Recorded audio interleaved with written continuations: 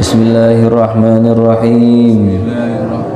Nawaitu ta'alluma wa ta'lim wa tadhakkura wa tadhkir wa naf'a wal intifa' wal ifadata wal istifadah wal hatha ala tamassuki bi kitabillah wa sunnati rasulih sallallahu alaihi wasallam wa du'a ila al-huda wa dalalata ala al-khair ibtigha'a wajhillah wa mardatihi wa qurbihi wa thawabihi subhanahu wa ta'ala. Al-Fatihah.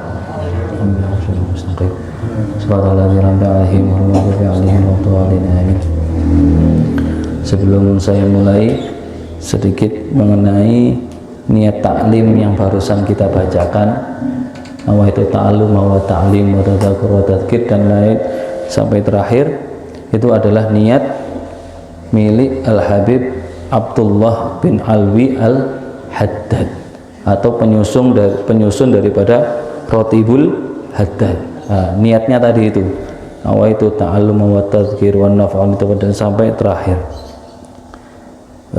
Teringat ketika saya berangkat ke Yaman, ketika sudah sampai di sana, itu guru saya Syekh Muhammad bin Ali Qa'atiyah itu ingin bertemu dengan murid-murid baru yang dari Indonesia. Tatkala itu yang pertama kali ditanya oleh Syekh Muhammad Qa'atiyah adalah niat. Niat. Kamu kesini niatnya apa?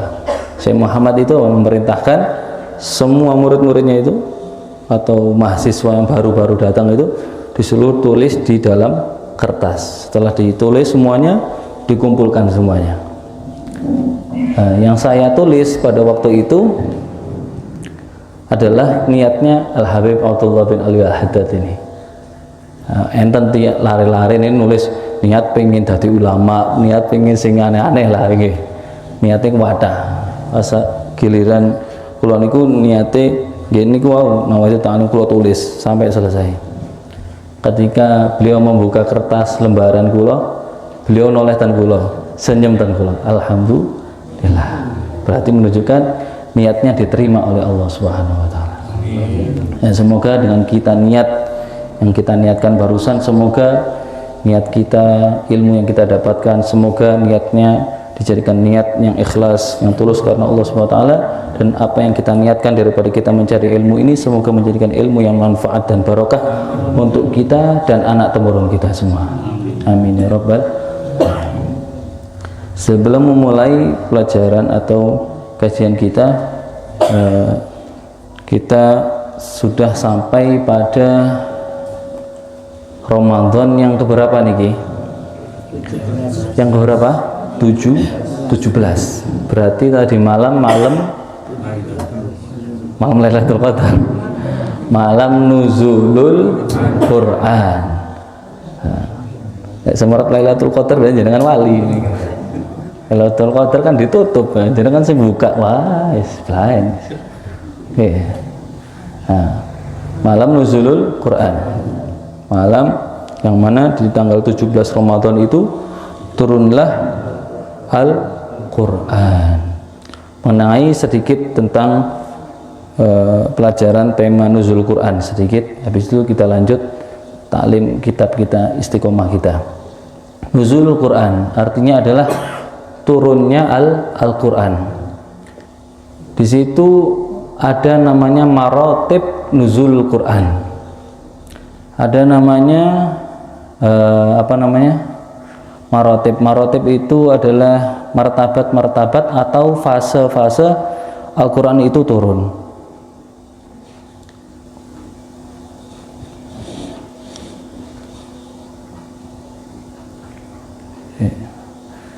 Jadi ada martabatnya Al-Quran itu turun ya. Yang pertama, fase yang pertama yaitu ketika Allah Subhanahu wa taala menurunkan ke Lauhul Mahfud. Itu fase pertama. Jadi Al-Quran diturunkan secara sempurna kemana? Ke Lauhul Mahfud. Itu pertama. Fase yang kedua, martabat yang kedua adalah Allah Subhanahu wa taala menurunkan dari Lauhul Mahfuz tadi, diturunkan ke langit bumi dunia ini. Itu secara sempurna juga. Fase pertama secara sempurna, secara komplit. Fase yang kedua dari Lauhul Mahfuz ke langit dunia juga secara sempurna, komplit. Nah, fase yang ketiga inilah baru diturunkan Al-Quran dengan berangsur-angsur atau dengan bertahap. Nah, fase pertama dan fase kedua dengan keseluruhan langsung semuanya. Fase yang kedua dari Lauhul Mahfuz ke langit dunia dengan keseluruhan juga. Barulah fase yang ketiga, yaitu dengan berangsur-angsur. Jadi nggak langsung semua, melihat kondisi dan sikon keadaan diperlukannya turun ayat tersebut. Umpamanya kejadian ada suatu peristiwa ini, baru turun ayat ini yang berkaitan dengan kejadian itu. Jadi tergantung kebutuhan turunnya itu. Itu fase yang ketiga. Kau tulisakan malih. Fase yang pertama dari Allah kemana? Lauhul Mahfuz. Waduh, pulpennya nih, pulpennya ketinggalan. Itu fase yang pertama, secara sempurna. Fase yang kedua dari Lauhul Mahfuz, sing ibu-ibu saged maos nggih, dari Lauhul Mahfuz ke Baitul Izzah. Baitul Izzah itu yaitu langit dunia. Baitul Izzah. Baitul Izzah. Yang ketiga barulah melalui perantara malaikat Jibril diturunkan kepada Nabi Muhammad dengan berangsur-angsur. Inilah 3 fase turunnya Al-Quran. Faham sampai sini? Paham.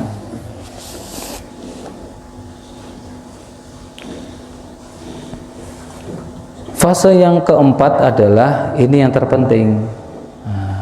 Kalau 3 fase itu sudah beres, nggak ada masalah.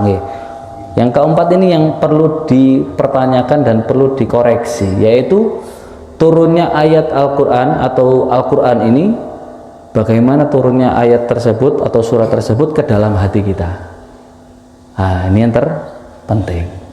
Adapun 3 fase tadi wis selesai urusannya. Yang belum selesai ini apa? Quran ini loh, ke dalam hati kita ini bagaimana? Apa membekas atau tidak? Atau membuat diri kita ini lebih baik atau enggak? Nah, itu fase yang keempat. Bagaimana Al-Quran itu turun ke dalam hati kita semua. Berkata Malik bin Dinar pernah mengatakan, ya ahlal Quran, madza zara'al Quranu fi qulubikum. Wahai orang-orang yang sering baca Quran, yang menghafal Quran, yang ahli Quran, kata beliau, adakah Quran tadi yang kamu baca, yang kamu hafal itu tertancap di dalam hati kalian ketika kalian membaca, atau biasa-biasa saja? Kata Malik bin Dinar seperti itu. Ditanya, jadi orang yang ahli Quran, yang hafal Quran, yang membaca Al-Quran, yang merenungi Al-Quran, ditanya semua, apakah Quran yang kamu baca, yang kamu hafal itu sudah menancap di hati kalian atau belum? Itu. Fa innal Qur'ana rabi'ul qalbi kama anal ghaitha rabi'ul ardi. Karena sesungguhnya kata Malik bin Dinar, Al-Quran itu dapat menumbuhkan hati-hati yang gelap, dapat menumbuhkan, membuat cahaya, namanya hati orang yang membaca Quran tadi. Seperti kalanya hujan itu yang turun ke bumi bisa menumbuhkan tumbuh-tumbuhan, buah-buahan, pepohonan yang ada di muka bumi ini. Itu kata Malik bin Dinar. Berkata Syekh Abdul Wahab Asy'arani mengatakan, wa yajibu ala ta'lil Quran an yurawwidha nafsahu ala yadi syaikhin shadiq. Wajib, kata Syekh Abdul Wahab Asy'arani, wajib hukumnya bagi orang yang membaca Al-Quran, hendaknya dia melatih dirinya dengan memiliki guru spiritual, guru yang mendidik dia bagaimana cara membaca Al-Quran, bagaimana kita tahu maknanya Al-Quran sehingga kita bisa mengamalkan Al-Quran. Itu kata Syekh Abdul Wahab Asy-Sya'rani. Karena penting, orang yang belajar Al-Quran bukan belajar dewe karepe dewe, diwaca sak karepe dewe, tidak, melainkan harus ada guru yang membimbing bagaimana caranya membaca ini benar enggak, terus mana ayat yang perlu dibenerin daripada lafaz-lafaz yang dia ucapkan daripada Al-Quran, sudahkah betul makharijul hurufnya.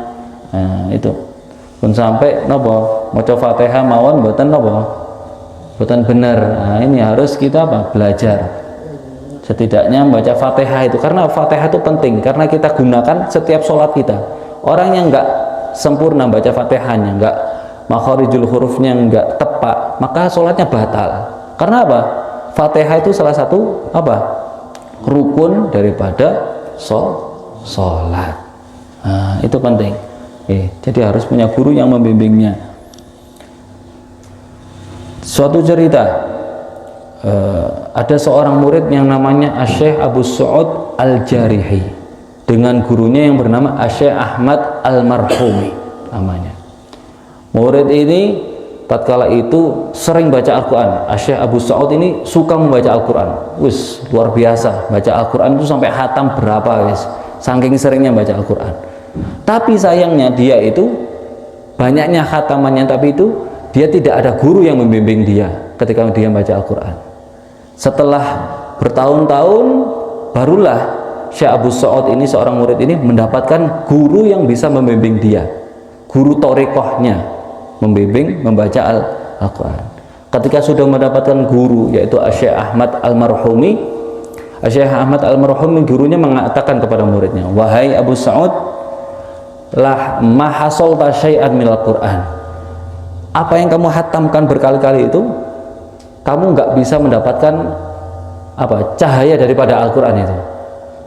Abu Su'ud murid kaget, aku sudah membaca Al-Quran wakai ini kok nggak ada manfaatnya, seperti itu kasarannya. Maka dari situlah bagaimana seorang guru itu mengajarkan bagaimana hakikat orang itu membaca Al-Quran sehingga tidak sia-sia. Itu tadi ceritanya Syekh Abu Su'ud dengan gurunya. Setelah mendapatkan guru, barulah Syekh Abu Su'ud tadi muridnya tadi dibimbing bagaimana mentadaburi Al-Quran, bagaimana mengerti dengan makna Al-Quran lebih-lebih lagi. Tapi ada sebagian orang, subhanallah, dia itu tidak tahu maknanya Al-Quran, dia itu tidak tahu asbabun nuzul, tidak tahu penyebab ayat ini turun kenapa, nggak tahu dia.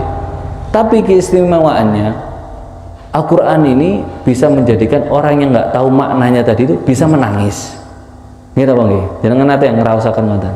Jangan ini ngoten faham Al-Quran maknai opo sebab turunnya ayat Al-Quran ini kenapa, tapi kok bisa air mata kita menangis kenapa? Ini salah satu keistimewaan Al-Quran ini, subhanallah. Di sini ada orang seperti itu. Karena apa? Ketika dia membaca Al-Quran, dia tuh mengatakan dalam dirinya, ya Allah, alhamdulillah aku bisa baca Al-Quran. Betapa banyak orang di sana nggak bisa baca Al-Quran. Ya Allah, Engkau masih bisa mengizinkan lidah ini mengucapkan Al-Quran. Tidak sembarangan orang yang Engkau izinkan untuk mengucapkan Al-Quran, sehingga dia dia itu meratap menangis. Itu keistimewaannya Al-Quran. Suatu cerita lagi, ada seorang yang namanya Abu Muawiyah Al-Aswad. Abu Muawiyah Al-Aswad ini makfufal basor, buta, orangnya nih buta. Akan tetapi karena yuhibbul Quran, dia itu suka membaca Al-Quran. Anehnya itu mereka wong buta tapi kok seneng maca Quran. Bacanya dari mana? Tapi ada sebagian orang itu yang buta biasanya baca Al-Quran dengan Quran apa namanya ini? Ada Quran apa? Banner, kok banner? Braille, dipegang nonton bisa diraba itu. Nah ini Syekh Abu Aswad, Syekh Abu Muawiyah Al-Aswad ini bukan dengan Quran yang sekarang itu, enggak. Tapi keistimewaannya dia ini diberikan kemuliaan oleh Allah Subhanahu wa taala ketika dia itu membuka Al-Quran. Subhanallah, Allah SWT menyehatkan, mengembalikan matanya itu normal lagi. Dibuka Al-Quran, membaca, bisa lihat. Ketika Quran ditutup, buta lagi. Nah, sehingga ada bisikan yang mengatakan kepadanya, aku cemburu kepada engkau wahai Abu Muawiyah. Karena apa cemburunya? Jika engkau apa? Melihat bukan selain aku, kata Al-Quran itu tadi. Sehingga apa? Aku membukakan matamu ketika engkau membuka aku. Dan ketika engkau menutup Al-Quran, aku, kata Al-Quran, maka aku juga menutup matamu. Itulah keistimewaan Al-Quran. Masya Allah. Semoga kita ini sing boten muto, melek-melekan jenengan nggih. Enten sing wuta mriki. Melek sedaya alhamdulillah. Masa boten purun maca Quran kan keblahen. Tiang wuta mawon pengen maca Quran. Awake niki napa? Sehat wal afiat nggih. Mboten kacamataan kula tok sing maca kacamataan. Nggih. Enten sing kacamataan lagi ibu-ibu. Mboten alhamdulillah, disyukuri nggih. Itulah mengenai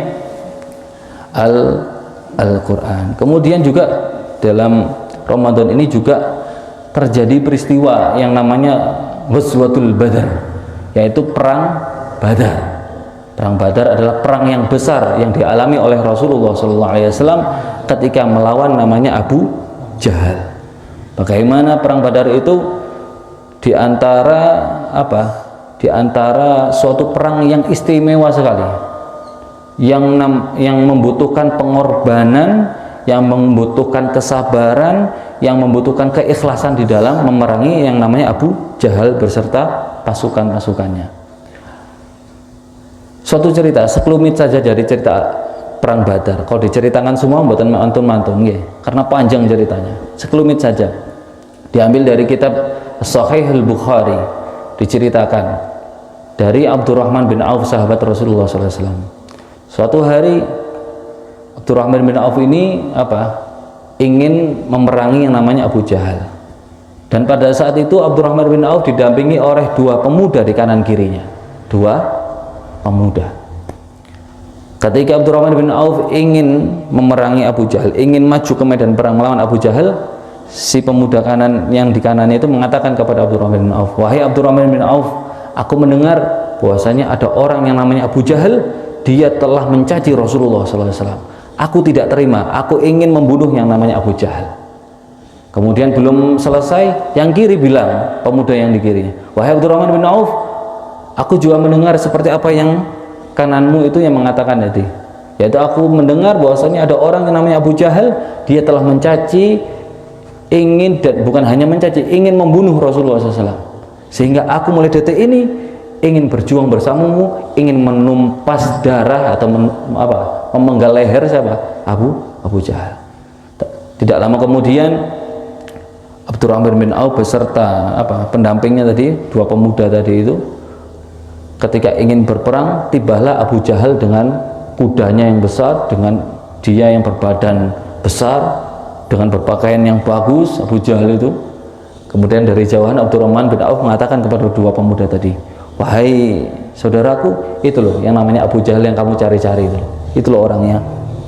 Kemudian langsunglah tidak sabar, dua pemuda ini ingin menghancurkan atau melumpuhkan Abu Jahal, hingga akhirnya mereka langsung belayu, langsung balap-balapan siapa yang cepat, agar dia itu siapa yang terdahulu menempas Abu Jahal. Ketika akhirnya Abu Jahal itu lumpuh dengan tadi dua pemuda tadi yang mendatanginya, yang memeranginya, hingga akhirnya Abu Jahal itu jatuh sudah mau mati. Ketika sudah mau mati, sudah tergeletak di atas tanah, datanglah sahabat Rasulullah SAW yang lainnya yang namanya Abdullah bin Mas'ud. Abdullah bin Mas'ud ini adalah sahabat yang dia itu berpostur tubuh yang kecil, kecil dia itu postur tubuhnya, tapi betisnya kalau ditimbang di akhirat akan lebih berat daripada gunung Uhud di sana. Menunjukkan saking solehnya nih Abdullah bin Mas'ud. Kemudian Abdullah bin Mas'ud mendatangi, menaiki dadanya Abu Jahal tadi yang sudah sekarat, gak bisa ngapa-ngapain. Kemudian Abdullah bin Mas'ud mengatakan kepada Abu Jahal, wahai Abu Jahal, kamu tidak bisa apa-apa lagi sekarang. Sebentar lagi kamu akan aku tebas. Sebentar lagi kamu akan aku tebas kepalamu. Maka Abu Jahal mengatakan kepada Abdullah bin Mas'ud, wahai Abdullah bin Mas'ud, sebelum engkau menebas kepalaku, aku ingin berpesan dua pesan ini, sampaikan kepada Nabi Muhammad sallallahu alaihi wasallam. Sallallahu alaihi Nabi Muhammad. Apa pesanmu wahai Abu Jahal, kata Abdullah bin Mas'ud? Pesanku yang pertama, bilang ke Rasulullah SAW bahwasanya leherku ini panjang. Maksudnya apa? Maksudnya leherku ini lo bagus. Berarti kan masih ada sifat apa? Sombong dia ini Abu Jahal ini. Itu sampaikan ke Rasulullah SAW. Itu yang pertama. Yang kedua adalah sampaikan kepada Nabi Muhammad SAW bahwasanya aku ini Abu Jahal, musuh Rasulullah, hidup sampai mati. Ya Allah, ini. Berarti apa wis? Badhe mati tasik napa? Tasik musuhi Kanjeng Nabi Muhammad SAW. Berarti bejati luar biasa ini. Akhirnya disampaikanlah pesan tadi oleh Abdullah bin Mas'ud, disampaikan kepada Nabi Muhammad SAW. Wahai Rasulullah, Abu Jahal sebelum aku tebas dia berpesan kepadamu. Yaitu yang pertama apa tadi? Mengatakan bahwasanya lehernya itu bagus, panjang. Berarti dia apa? Memiliki sifat sombong. Yang kedua, bahwasanya dia adalah musuhmu hidup sampai mati. Ketika mendengar itu Rasulullah SAW mengatakan kepada siapa? Abdullah bin Mas'ud. Wahai Abdullah bin Mas'ud, ketahuilah Fir'aunnya di zamanku, yaitu Abu Jahal ini, lebih parah daripada Fir'aunnya Nabi Musa alaihissalam. Kenapa? Karena Fir'aun Nabi Musa itu loh, ketika mau mati, ketika tenggelam, itu masih meminta ampun kepada Allah SWT. Nah, Fir'aunnya zamanku Abu Jahal ini loh, apa? Wis badhe mati nggih. Wis salah teng Kanjeng Nabi, wis badhe mati loh. Tasik napa? Mengatakan dirinya apa? Masih memusuhi Nabi Muhammad sallallahu alaihi wasallam. Tapi akhirnya apa? Abu Jahal itu mati di tangan apa? Dua pemuda. Menunjukkan apa? Bahwasanya pemuda di zaman dulu, di zaman Rasulullah SAW itu, bagaimana pemuda itu di dalam hatinya ada rasa rindu, cinta betul-betul sejati kepada Nabi Muhammad SAW. Sampai-sampai apa? Bukan hanya sekedar ucapan cinta kepada Nabi Muhammad, melainkan merelakan jiwa raganya, hartanya untuk Nabi Muhammad SAW. Itulah pecinta yang hakikat, betul-betul cinta kepada Nabi Muhammad SAW. Berarti menunjukkan apa? Pemuda ini adalah salah satu target bagaimana umat ini bisa jaya nantinya. Kalau pemuda sudah rindu, sudah bisa apa? Sudah bisa cinta kepada Nabi Muhammad, nantikanlah tidak lama kemudian insya Allah Indonesia ini lebih-lebih akan menjadikan negeri yang baldatun thayyibatun wa rabbun ghafur berkat apa? Seorang pemuda yang cinta kepada Nabi Muhammad sallallahu alaihi wasallam. Alhamdulillah, pemuda zaman sekarang sudah bisa dekat dengan majelis-majelis ta'lim, majelis sholat. Alhamdulillah, semoga dengan perantara majelis seperti inilah negeri kita menjadi aman. Amin ya rabbal alamin. Itulah sekelumit daripada cerita perang Badar. Melanjutkan taklim kita mengenai fi fadilati iyadatil marid. Sedikit membahas tentang keutamaan orang yang menjenguk orang yang sakit. Sehat sedaya nggih jenengan? Alhamdulillah. Ada amalan, nggih kula paringi amalan jenengan. Saya dapatkan amalan ini dari guru saya, Syekh Muhammad bin Ali Baghdiyah. Amalan agar kita ini jika mengalami kesakitan, rasa sakit, apa sakit parah sembarang, hendaknya mengamalkan amalan ini. Gampang, itu jenengan menulis ayat Muhammadur Rasulullah sampai terakhir. Muhammadur Rasulullah, biasa di maulid nih loh, di sebelumnya sak mantune assalamualaikum kan inna fatahna, pas kalimat Muhammadur Rasulullah itu jenengan tulis di kertas sampai ayat terakhir. Apa? Waladina masyaallah. Ajron azimah, pokoknya ayat terakhirnya ajron azimah, itu dari Muhammadur Rasulullah sampai ajron azimah. Itu jangan tulis. Setelah jangan tulis, jangan masukkan ke dalam air. Oke, omane enten galon, lebetakan galon. Dengan niatan semoga dengan ayat ini yang dimasukkan ke dalam air, semoga penyakit kita diangkat oleh Allah Subhanahu wa taala. Itu kata beliau, itu baca atau nulis Muhammadur Rasulullah sampai ayat terakhir itu. Kersane jenengan iku mboten nedhi tombo teng kula nggih, jenengan wis nomboki ambek lah nggih. Kiai-kiai sedaya jenengan iki nggih. Bunyai-bunyai sedaya. Amin. kan enak jenengan manggil enten pasien tan kula keluparaken lari tiang bangun mawon nggih enak nggih cek rame bangun iki pun dilebetaken batu ponari. Qala Nabi sallallahu alaihi wasallam, bersabda Nabi Muhammad sallallahu alaihi wasallam, "Udul marid wa ba'ul janazata tuzakkirukumul akhirah." Tuzakkirukumul akhirah. Bersabda baginda Muhammad sallallahu alaihi wasallam, jenguklah orang yang sakit dan antarkanlah jenazah ke kuburannya. Maka sesungguhnya dengan kita menjenguk orang sakit dan kita mengantarkan jenazah ke kuburannya, maka itu dapat mengingatkan kita akan akhirat. Itu. Ketika kita mengantarkan jenazah, kita ambil hikmah, kita ambil pelajaran dari itu. Bahwasanya kita ini akan kembali juga seperti orang yang kita angkat ini. Sehingga apa? Kita dapat mengambil pelajaran dari itu. Kalau mau ngantar-ngantar jenazah atau buatan apa? Buatan mengambil pelajaran dari pelajaran tersebut nggih mboten mboten ngefek. Nah, agar ngefek napa? Kita merenungi ketika kita menjenguk orang sakit. Alhamdulillah kula diparingi sehat. Seperti itu. Ketika kita mengantarkan jenazah, diingatkan bahwasanya kita ini semua akan mati. Seperti itu. Sehingga kita ingat yang namanya akhirat.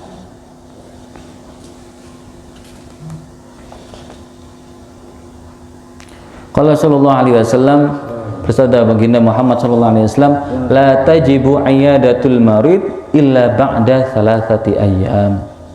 Dalam sebuah riwayat bahwasanya Nabi Muhammad bersabda, tidaklah wajib menjenguk orang sakit. Maksudnya tidak wajib ini bagaimana? Bukan perkara wajib di dalam syariat. Maksudnya apa? Tidak diminta dengan sangat, maksudnya. Bukan apa? Tidak wajib berarti apa? Bukan wajib. Maksudnya yang wajib sing dalam syariat bukan itu yang dimaksud dalam hadis ini. Melainkan apa? Tidak diminta dengan sangat orang itu menjenguk orang sakit kecuali setelah 3 hari. Oke. Setelah 3 hari baru jenengan mboten apa-apa menjenguk. Itu diantara adabnya. Karena apa? Mungkin di hari pertama dia itu lagi apa? Sakit parah-parahnya mungkin nggih. Jadi umpamanya kita jenguk bisa apa? Mengganggu apa? Istirahat dia, barulah nunggu 3 hari baru jenengan jenguk itu. Kecuali jika apa? Orang yang dijenguk itu senang dengan kedatangan jenengan, maka tidak apa-apa. Nah, itu kecuali. Nggih.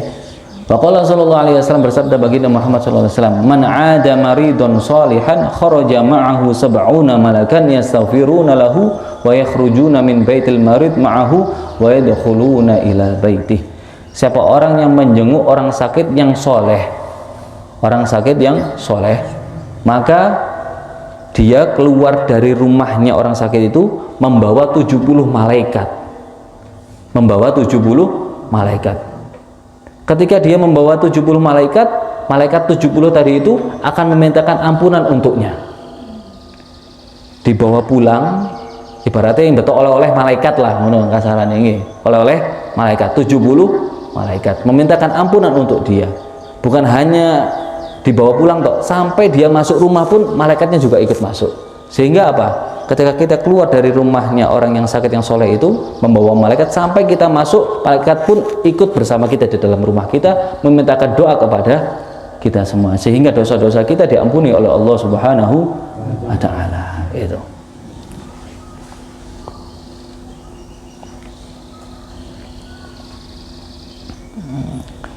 Salah satu riwayat mengatakan, "Idza 'ada ahadukum maridun fala ya'kul 'indahu syai'an fa innahu hadzuhu min 'iyadatihi." Ini perlu diperhatikan adab ketika orang itu menjenguk orang yang sakit. Jika seseorang kalian itu menjenguk orang yang sakit, maka hendaklah dia apa? Tidak makan apa? Di hadapan orang yang sakit. Nggih. Wis njenguk mangane akeh meneh. Nah, niki sing loro pengin mangan mboten saged jenengan nedo sing kathah karepe meneh nggih. Berarti kan sakit mboten ada perasaan kasihan ke orang yang sakit itu. Itu di antara adabnya. Walaupun kita disuguhin apalah. Ya wis mangan kedik mawon lah, menghormati orang yang sakit. Itu di antara adabnya. Wa qala sallallahu alaihi wasallam, al-iyadatu fuwaqa naqah. Di antara adabnya lagi orang yang menjenguk orang sakit yaitu hendaknya dia menjenguk dengan waktu yang sebentar. Fuwaqa naqah itu seperti waktunya itu apa? Ketika kita itu memeras apa? Peras sapi, nggih. Ketika kita peras pasti kan nunggu sebentar baru nanti ngembung malih, nggih. Nah, waktunya orang yang menjenguk orang sakit kalau bisa seperti itu. Menunjukkan apa? Agar kita ini tidak lama-lama apa? Berada bersama orang yang sakit, takut apa mengganggu istirahatnya. Pun sampai wong sakit dan menjagongan sampai dalu sampai subuh. Sampai yang sing sakit betul ketilem. Nah, ini yang kelirunya di sini, perlu kita benarkan. Kecuali jika orang yang sakit itu senang dengan kehadiran kita, baru tidak apa-apa. Ya, tapi kan kita kan harus perasaan, menjaga perasaan orang yang sakit. Oleh karena itu berkata Paulus mengatakan afdhalul iyadah akhafuha, sebaik-baiknya orang yang menjenguk orang sakit itu adalah yang paling sebentar menjenguknya, itu paling afdal, agar apa? Tidak mengganggu istirahatnya orang yang sakit. Wallahu a'lam bisawab. Semoga kita diberikan sehat wal afiyah, panjang umur. Semoga apa yang kita niatkan, yang hajatkan pada pagi ini, semoga berkatnya nuzulul Quran, semoga hajat kita dikabulkan oleh Allah Subhanahu wa taala. Wallahu a'lam bisawab. Assalamualaikum warahmatullahi wabarakatuh.